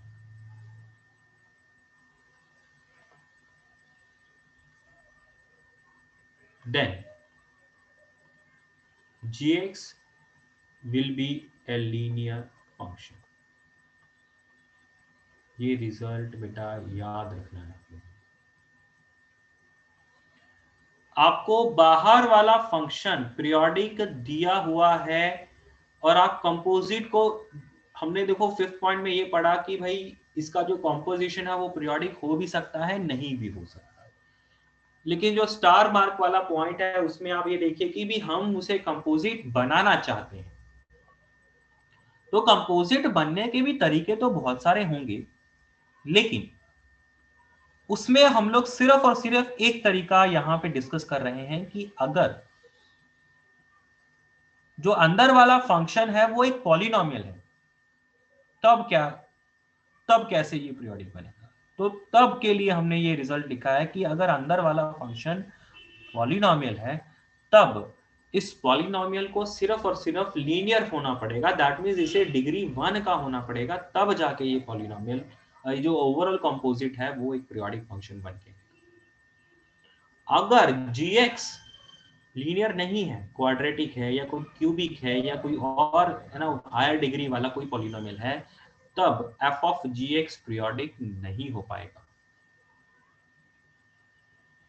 okay, बाहर वाला फंक्शन पीरियोडिक, जो कंपोजिशन है वो भी पीरियोडिक, और साथ में अंदर वाला फंक्शन पॉलिनोमियल, तो उस केस में उस पॉलिनोमियल को लीनियर होना पड़ेगा। तो इस पॉइंट को आप किसी भी वे से यूज कर सकते हो। मान लीजिए आपको f पीरियोडिक दिया है और gx पॉलिनोमियल दिया है, या यूं कह दो कि भी gx आपको लीनियर दिया है, तो आप f ऑफ gx के बारे में क्या कमेंट कर लोगे कि f of gx is also a periodic function, right. मोटी मोटी बात ये है कि इसमें से कोई भी दो इंफॉर्मेशन आपको दी गई हो तो तीसरी के बारे में आप लोग बोल सकते हो, ठीक है ना।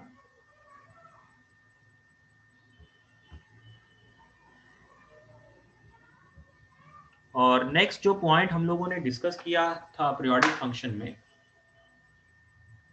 वो था ना, उसके ऊपर हमने काफी स्ट्रेस भी दिया था कि अगर कोई फंक्शन दो फंक्शन के सम से बना हुआ है, एच एक्स है जी वो एफ एक्स प्लस जी एक्स है, या फिर उनके सब्ट्रैक्शन से बना हुआ है, और ये जो दोनों फंक्शंस हैं ये खुद पीरियोडिक हैं जिनके पीरियड t1 t2 है। तो एच एक्स के बारे में क्या बोलेंगे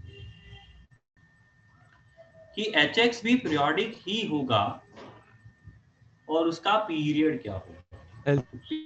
LCM of LCM 22 अगर fx और gx कॉम्प्लीमेंट्री नहीं है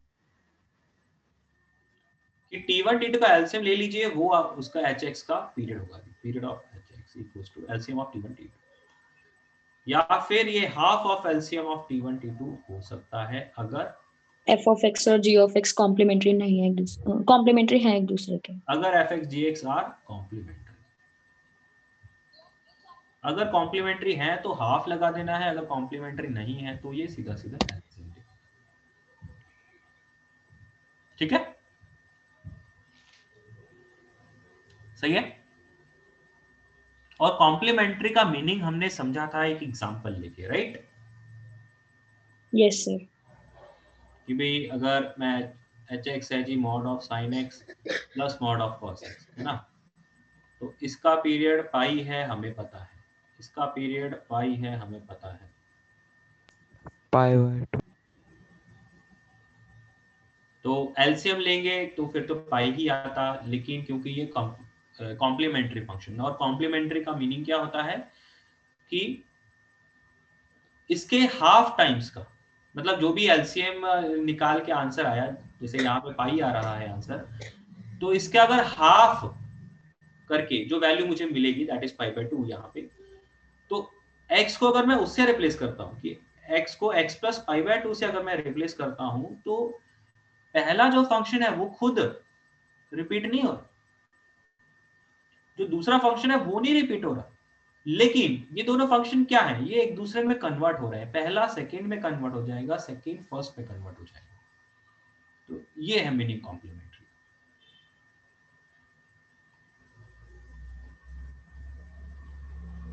तो कॉम्प्लीमेंट्री की बात ये है कि ये जो दोनों इंडिविजुअल फंक्शन ये रिपीट नहीं हो रहे उस इंटरवल पे, पूरा का पूरा ओवरऑल फंक्शन सेम आंसर दे रहा है। रीजन बीइंग कि भी जो फर्स्ट फंक्शन है वो सेकंड बन जाता है, सेकंड फर्स्ट बन जाता है, इस वजह से, ठीक है। और इसके अलावा अगर आपको कोई भी फंक्शन के बारे में जानना है कि भाई उसका पीरियड क्या होगा, तो आप क्या करते हो, आप दोनों के इंडिविजुअल फंक्शन के पीरियड निकाल लेते हो, उनका एलसीएम करते हो, और फिर उसके बाद क्या आप ये जानेंगे कि कैसे कि ये कॉम्प्लीमेंट्री है या नहीं है, ये कैसे जानते हैं हम, उसका हाफ पुट करके देख उनके हाफ वगैरह पुट करके हम लोग कर लेते हैं। और ये प्रोसेस है ना, बार बार आपने रिपीट करते ही जानी है। लाइक अगर मैं आपको बोलूं कि मैं आपको एक क्वेश्चन दूं कि cos of cos x plus cos of sin x, मुझे इसका पीरियड जानना है, तो आप क्या करोगे। देखिए ये बेसिक सी चीज है कि भाई cos x और sin x क्योंकि 2 पाई इंटरवल के बाद तो रिपीट कर ही जाएंगे, तो ये दोनों ही फंक्शन रिपीट कर जाएंगे, तो डेफिनेटली 2 पाई के बाद तो hx रिपीट करेगा ही करेगा, तो वो तो सोचना ही नहीं। तो बात ये आती है कि क्या पाई के बाद रिपीट कर जाएंगे, तो उसके लिए हम लोग क्या करते हैं, तो 2 पाई तो पीरियड डेफिनेटली होगा, क्या उसका हाफ जो मिलेगा क्या वो पीरियड हो सकता है, उस वो जानने के लिए हम लोग क्या करते हैं, हम लोग x को x प्लस पाई से रिप्लेस कर देते हैं। तो अगर मैं इसको सॉल्व करूंगा तो फाइनली यही चीज बन के आ जाएगी ना। Yes sir. तो मैं बोल सकता हूं कि पाई भी पीरियड बन गया है। अब बात यहां पे भी खत्म नहीं हो रही, पाई/2 तो क्या करेंगे आप, अब आपने ये बोला कि पाई इसका पीरियड है, अब पाई तो पीरियड आ गया, क्या अब इसका जो फर्दर हाफ आपको मिलेगा क्या वो इसका पीरियड हो सकता है, तो मैं क्या करूंगा, पाई का हाफ पाई/2, तो मैं x को x प्लस पाई बाय 2 से रिप्लेस करूंगा यहाँ पे, ठीक है। तो जब मैं वो करता हूँ तो अल्टीमेटली फिर से ये जो पहला वाला टर्म है ये दूसरा बन जाता है, दूसरा वाला टर्म पहला बन के आ जाता है, तो फिर से नेट सम वही बन गया, मतलब hx के बराबर आ गया। तो यहाँ पे मैं फिर से बोल सकता हूँ कि भाई इसका जो अब पीरियड है वो पाई बाय 2 आ गया। तो जब ये पीरियड पाई बाय 2 आ गया है तो ऑल्दो यहाँ पे आपका स्टेप खत्म होना चाहिए नहीं, कायदे से आपको इसका फर्दर हाफ चेक कर लेना चाहिए।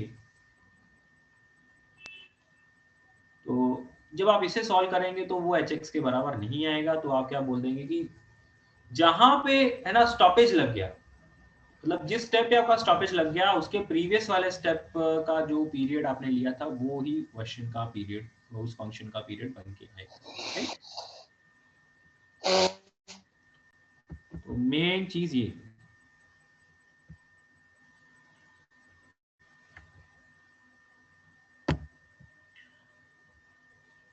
ठीक। अब इसमें एलसीएम वगैरह के लिए हमने कुछ बातें करी थी कि एलसीएम कैसे निकालते हैं, राइट? Yes sir. एलसीएम निकालना आता है ना, a by B C by D, ये पढ़ा था हमने। दो रैशनल नंबरों का एलसीएम कैसे निकालते हैं? ए और सी का एलसीएम, ए और डी का न्यूमरेटर वाले टर्म का एलसीएम और डिनोमिनेटर वाले टर्म का HCF। ये कितने भी नंबरों के लिए फॉलो किया जा सकता है।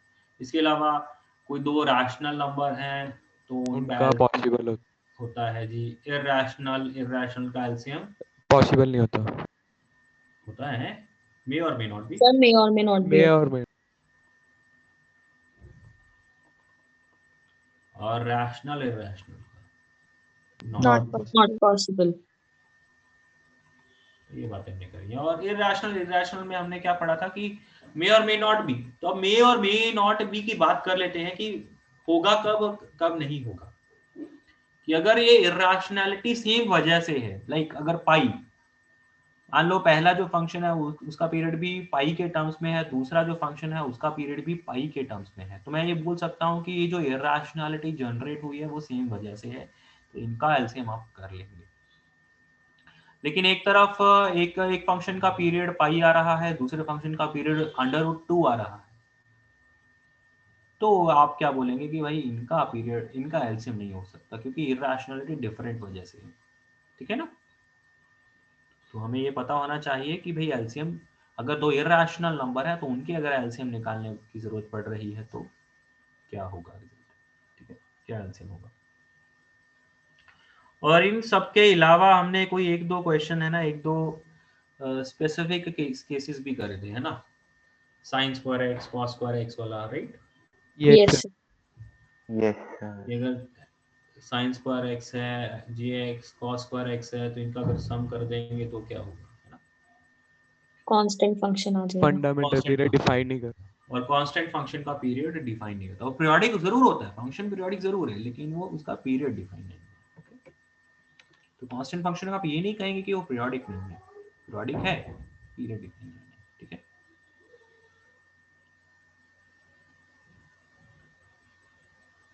तो इसके ऊपर बेस्ड हमने कुछ क्वेश्चंस किए थे हमने कि उनके पीरियड निकालने थे फंक्शंस के, right? Yes, sir. Yes sir.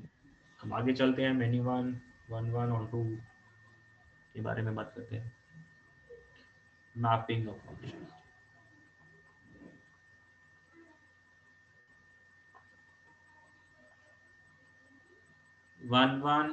Many one पता है, 1 को इंजेक्टिव भी बोलते हैं, मतलब अगर कोई फंक्शन 1 है तो उसे इंजेक्टिव भी बोलते हैं, और अगर मेनी वन है तो हम लोग क्या बोलते हैं, नॉट इंजेक्टिव। नॉट। तो इसका दूसरा मीनिंग, दूसरा जो नाम है वो इंजेक्टिव भी होता है। तो फंक्शन 1 कब होता है जी, कि हर एक इनपुट पे मतलब हर एक डिफरेंट आउटपुट मिले, डिफरेंट आउटपुट है ना, तो फंक्शन 1 कहलाता है। और मेथड्स टू चेक 1, जो इम्पोर्टेंट बात है वो है कि भाई चेक कैसे करेंगे। 3 मेथड है सर।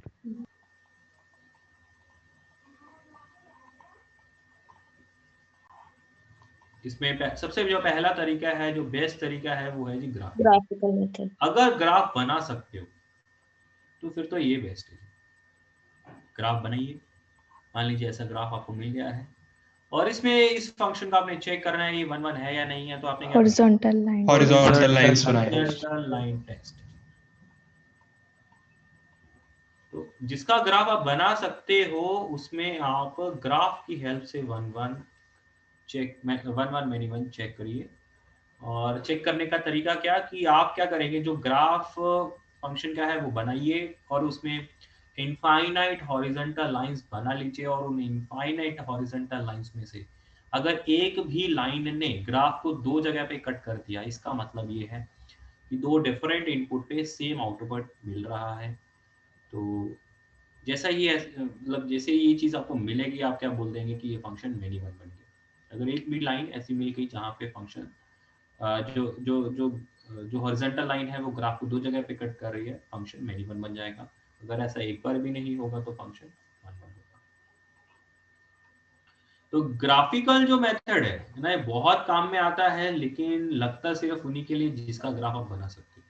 तो इसी के लिए, इसी वजह से मैं कहता हूँ कि मैं ना ग्राफ, जो स्टैंडर्ड फंक्शंस हम लोगों ने पढ़े हैं पहले, तो उन स्टैंडर्ड फंक्शन के अगर डोमेन, रेंज, ग्राफ ये सब पता होंगे तो आपके लिए ग्राफ बनाना आसान हो जाता है, और उससे है ना 1 1 मैनी 1 की बातें करना और इजी हो जाता है। अगर आपको ग्राफ ही नहीं पता है तो फिर आप हर एक चीज को क्या है, जो सेकंड मेथड आगे हम लोग पढ़ने वाले हैं उसको करने लगोगे। तो कई बार क्या होता है, कैलकुलस मेथड जो है ना वो थोड़ा ज्यादा लंबा हो जाता है, तो अगर ग्राफ बना लोगे तो ज्यादा अच्छा रहेगा। कैलकुलस मेथड में पढ़ते क्या है हम लोग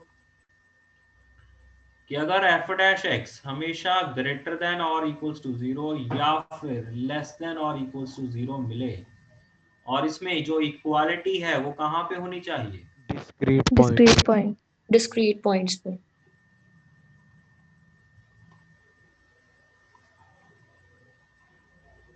डिस्क्रीट पॉइंट पे इक्वालिटी अगर होल्ड हो तो हम लोग इस फंक्शन को क्या बोलेंगे, 1 1। इसका रीजन तो पता है, डिस्क्रीट पॉइंट पे ही क्यों होनी चाहिए, राइट। यस। अब प्रॉब्लम कैलकुलस मेथड में कहाँ पे आती है, जहां पे डिसकंटिन्यूटी होती है। ये जो फंक्शन तो क्या है कि लगातार है ना, आगे मान लो स्लोप बढ़ते जा रहा है बढ़ते जा रहा है बढ़ते जा रहा है, ऐसे है ना, कंटिन्यूस फंक्शन है वो बढ़ते ही जा रहा है, तो उसमें तो आप सीधा सीधा एफ डैश का कंसेप्ट लगा दोगे, हमेशा पॉजिटिव या हमेशा नेगेटिव आएगा तो कल सीधा सीधा 1 1 बोल दोगे, ठीक है। लेकिन अगर कोई ग्राफ स्लोप हमेशा पॉजिटिव तो दे रहा है, लेकिन कुछ पहले यहाँ पे ऐसे बढ़ गया और फिर उसके बाद एक जंप मार के है ना, एक ब्रेक मिला आपको और फिर से बढ़ने लग गया, तो ग्राफ हमेशा इंक्रीज तो कर रहा है लेकिन एक जंप ले रहा है। तो ऐसे केसेस में ये फंक्शन 1 1 होना कोई जरूरी नहीं रहेगा, हो भी सकता है नहीं भी हो सकता, तो उसको कैसे चेक करते हैं, तो तब कैलकुलस मेथड नहीं लग पाता, तो उसके लिए भी हमने बात किया हुआ, राइट। Yes sir. अगर फंक्शन किसी पॉइंट पे ब्रेक हो भी रहा है तो भी हम लोग इस कैलकुलस मेथड की हेल्प से 1 1 मैनी 1 के बारे में बात कर सकते हैं। कैसे? जहाँ पे डिसकंटिन्यूटी आ गई तो वहाँ पे ग्राफ बना के सर केसेस करके कर लेंगे। देखिए जहां पे डिसकंटिन्यूटी, उन पॉइंट्स को छोड़ दीजिए फॉर द टाइमिंग, बाकी सब जगह पे आप एफ डैश लगा सकते हैं। तो मान लीजिए जैसे यहाँ पे एक पर्टिकुलर पॉइंट पे डिसकंटिन्यूटी जनरेट हो रही है, आप इस पॉइंट को फिलहाल छोड़ दीजिए, बाकी सारे पॉइंट्स पे क्योंकि फंक्शन कंटिन्यूअस है, स्मूथ कर्व भी है, अब तो आप स्मूथ का मीनिंग भी जानते हो है ना, एफ डैश का मीनिंग उससे जानते हो, तो इस पॉइंट को छोड़ के बाकी सब जगह पे फंक्शन स्मूथ है, तो आप एफ डैश कैलकुलेट कर सकते हो, निकालिए, तो आप देखेंगे कि हर एक जगह पे एफ डैश पॉजिटिव आ रहा है। तो आप ये बोल सकते हो कि ये फंक्शन 1 1 हो सकता है, जितनी अभी तक हमने सॉल्विंग करी है उससे 1 1 होने की पॉसिबिलिटी जरूर है कि एफ डैश हमेशा पॉजिटिव आ रहा है, लेकिन एक पॉइंट अभी हमारा छूटा हुआ है, अभी हमने उस पर बात करा नहीं।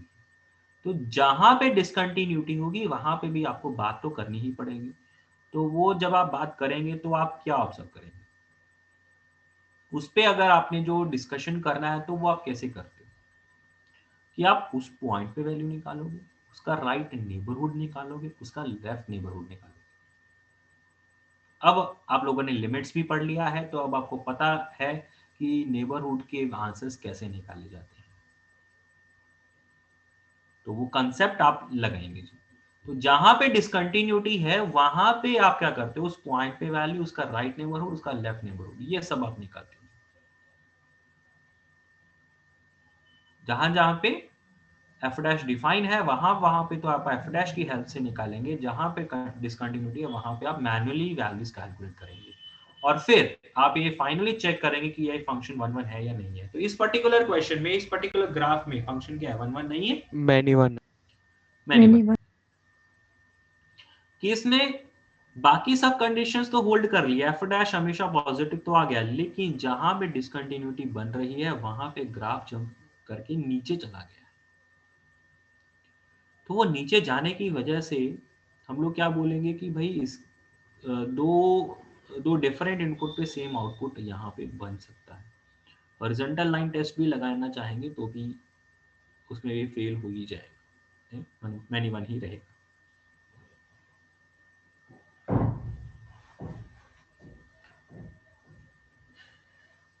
ठीक, इसके ऊपर एक सिंपल सा क्वेश्चन आप करके बताइए।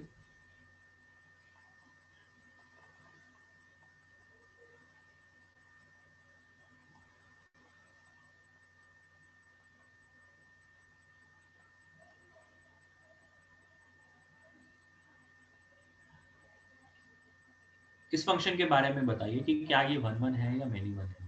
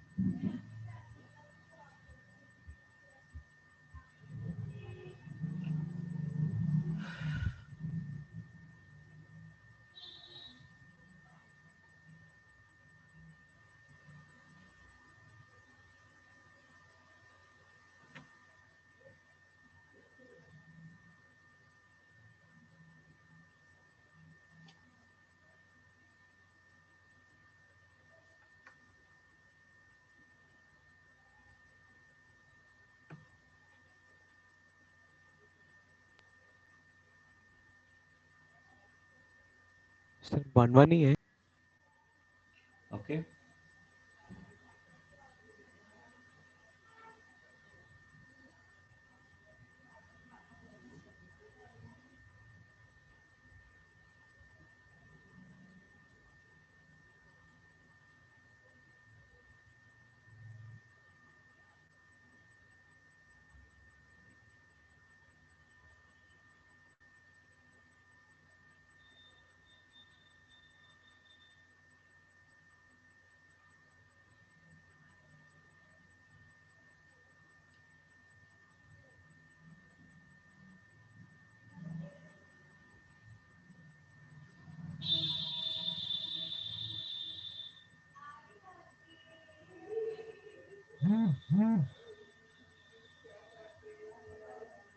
हाँ जी बेटा, इसको डिस्कस करते हैं हम लोग।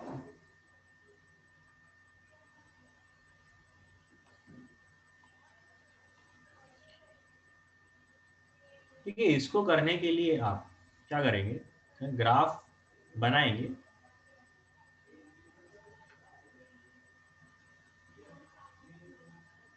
और आप इंटरवल वाइज बात करेंगे। देखिए आपको पता है कि जो ब्रैकेट एक्स है वो एक फिक्स इंटरवल में, जैसे कि 0 से 1 में एक कांस्टेंट का काम करेगा, 1 से 2 में एक कांस्टेंट का काम करेगा, 2 से 3 में एक कांस्टेंट का काम करेगा, राइट। तो फिर हम लोग क्या करेंगे, इसका ग्राफ बनाएंगे और इंटरवल वाइज बात करेंगे। तो सबसे पहले 0 से 1 इंटरवल का ग्राफ बनाते हैं। तो 0 से 1 इंटरवल में क्या होगा, ब्रैकेट एक्स 0 हो जाएगा। तो 0 से 1 के बीच में जो ग्राफ आपको मिलेगा वो कौन सा होगा जी, e की पावर x वाला ही ग्राफ हो जाएगा। मतलब 0 पे आंसर 1 मिलेगा, और नॉट एग्जैक्टली 1 बट मतलब जस्ट 1 से अगर जस्ट छोटा लूंगा तो डिनोमिनेटर 1 रहेगा, तब ये अप्रोक्सीमेटली e को अप्रोच कर रहा है ना। तो 0 से 1 इंटरवल के केस में जो ग्राफ आपका रहेगा वो ये रहेगा, और जैसे ही आप 1 से 2 वाला ग्राफ बनाएंगे नीचे को जंप कर e की पावर x बाय 2 का ग्राफ बनेगा। और जैसे ही आप देखो 1 के जस्ट लेफ्ट में जब आप आंसर पुट करते तब तो आपको आंसर e मिलता, लेकिन जैसे ही आपने एग्जैक्टली 1 डाला तो ये e बाय 2 हो जाएगा। तो मतलब ग्राफ आपका यहां से चालू होगा, ऐसा ग्राफ आपका रहेगा जी। और 2 पे ये e स्क्वायर बाय 2 रहेगा, मतलब 2 के जस्ट लेफ्ट नेबरहुड की बात कर रहा हूं, तो वो e स्क्वायर बाय 2 रहेगा। तो आई थिंक है ना, इतना ग्राफ बना के हमें आइडिया लग गया है कि भाई ये फंक्शन मैनी बनेगा, इससे ज्यादा बनाने की जरूरत भी नहीं है।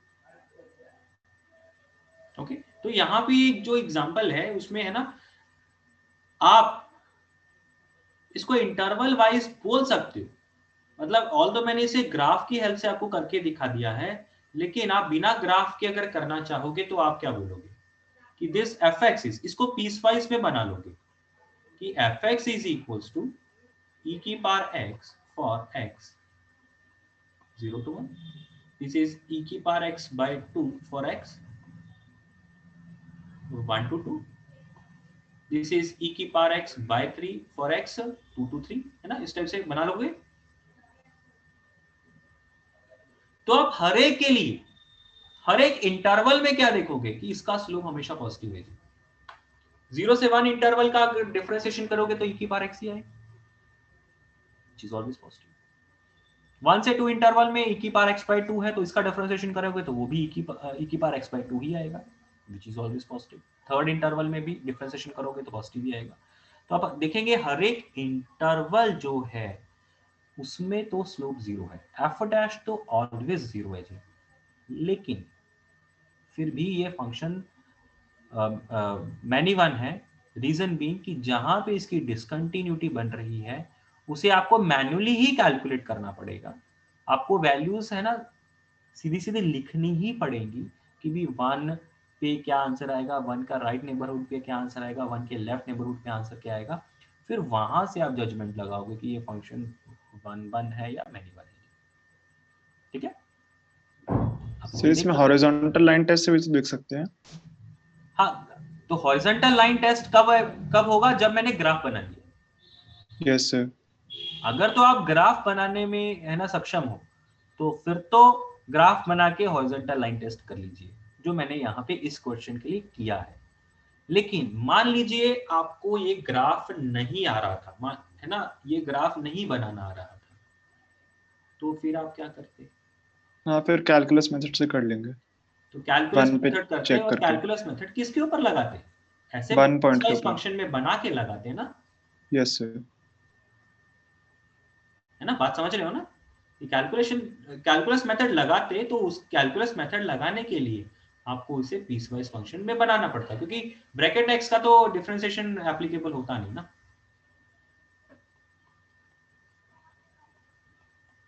बात समझ में आ रही है? ऐसे करके बात करिए। Yes sir. तो एफ डैश सब जगह पे पॉजिटिव आ रहा है, लेकिन जहां पे ब्रेक हो रहा है, जहां पे ये जो पीस वाइज फंक्शन है, मतलब फंक्शन का बिहेवियर बदल रहा है, वहां पे आपको मैन्युअली कैलकुलेट करके आपको चेक करना पड़ेगा फंक्शन 1 है या नहीं है। Okay, clear? तो कैलकुलस मेथड सब जगह पे एप्लीकेबल है, जहां जहां पे एफ डैश डिफाइन होगा, जहां पे ब्रेकिंग होगी वहां पे आपको मैन्युअली कैलकुलेट करके क्वेश्चन को सॉल्व करना पड़ेगा। ठीक है, अब इसमें जो थर्ड मेथड था वो एनालिटिकल होता है जी। एनालिटिकल मेथड जो है वो आपका मतलब बोर्ड्स में सिर्फ यही मेथड एप्लीकेबल है। कंपटीशन में कुछ क्वेश्चंस में एनालिटिकल मेथड भी काम में आता है, लेकिन ज्यादातर तो ग्राफिकल और कैलकुलस मेथड ही काम में आते हैं। तो एक बार हम लोग एनालिटिकल मेथड भी देख लेते हैं कि क्या होता है जी। कि अगर किसी फंक्शन को 1 या मैनी वन प्रूव करना है, चेक करना है, तो हम लोग क्या करते हैं? मान लीजिए एफ एक्स फंक्शन आपको दिया गया है, मैं क्या करता हूं, मैं एक इनपुट, मैं पहले ये एजम्पशन लेके चल लेता हूं कि भाई x1 x1 x2 दो डिफरेंट नंबर्स अवेलेबल हैं जिसपे f ऑफ x जो है that is f of x1 और f ऑफ x2 बराबर है। तो हमेशा एनालिटिकल मेथड में आप क्या अज्यूम करके चल रहे हो, आप ये मान के चल रहे हो कि भाई दो डिफरेंट x1 x2 अवेलेबल हैं जिसपे f ऑफ x1 और f ऑफ x2 बराबर है। तब आप इसको जो ये जो भी फंक्शन दिया होगा आप इसे सॉल्व करेंगे। तो सॉल्विंग के दौरान अगर आपको सिर्फ यही सॉल्यूशन मिला x1 equals to x2 only solution, अगर x1 इक्वल्स टू x2 सिर्फ यही सॉल्यूशन मिला तो आप क्या बोलेंगे 1-1 फंक्शन है। तो आप ये कहना चाहते हो कि जब x1 और x2 बराबर होंगे सिर्फ तभी f ऑफ x1 और f ऑफ x2 बराबर होंगे। f of x1 equals to f of x2 को सिंप्लीफाई करके अगर x1 की वैल्यू x2 के बराबर आए and this is the only solution, तब आप क्या बोलेंगे कि भाई फंक्शन 1-1 है। क्यों? क्योंकि x1 और x2 जब बराबर होंगे तभी f ऑफ x1 और f ऑफ x2 बराबर हो सकते हैं, इसके अलावा कोई तरीका नहीं है। मतलब दो डिफरेंट इनपुट्स पे बराबर नहीं हो पाएंगे। और अगर ये एक सॉल्यूशन हुआ, वन सॉल्यूशन, या सीधा सीधा ऐसा लिख तो अदरवाइज है ना, कि अगर इस सॉल्यूशन के अलावा x1 x2 में और भी रिलेशंस आ गए तो आप क्या बोलेंगे? मैनी वन हो जाएगा फंक्शन। और वो जो रिलेशन होने चाहिए वो रियल रिलेशंस होने चाहिए। Okay, real relations. मैंने आप लोगों को एक क्वेश्चन करवा के दिखाया था कि भाई f(x) इक्वल्स टू x3। तो जब आप इसमें इसको सॉल्व करते हो तो एक आंसर तो बेटा x1 इक्वल्स टू x2 आता है, दूसरा रिलेशन आता है x1 square plus x2 square plus x1 x2 equals to 0। तो ऑल्दो ये रिलेशन आपको मिल रहा है, लेकिन इस रिलेशन को सॉल्व करके अगर आप x1 को लिखेंगे तो x2 को x1 will be x2 into omega या x2 इंटू ओमेगा स्क्वायर। तो ये कोई रियल रिलेशन नहीं है। यहाँ पे जो हम लोग बात कर रहे हैं कि x1 x2 में x1 इक्वल्स टू x2 वाला जो सोल्यूशन है वो तो आना ही आना है। इसके अलावा जो सोल्यूशन आएगा वो रियल सोल्यूशन अगर होगा तो मैनी वन होगा। अगर वो सोल्यूशन जो मिल रहा है x1 x2 में वो इमेजिनरी सोल्यूशन है तो भी आप यही बोलेंगे कि x1 equals to x2 is the only solution. Okay, तो फंक्शन 1-1 ही रहेगा। ओके,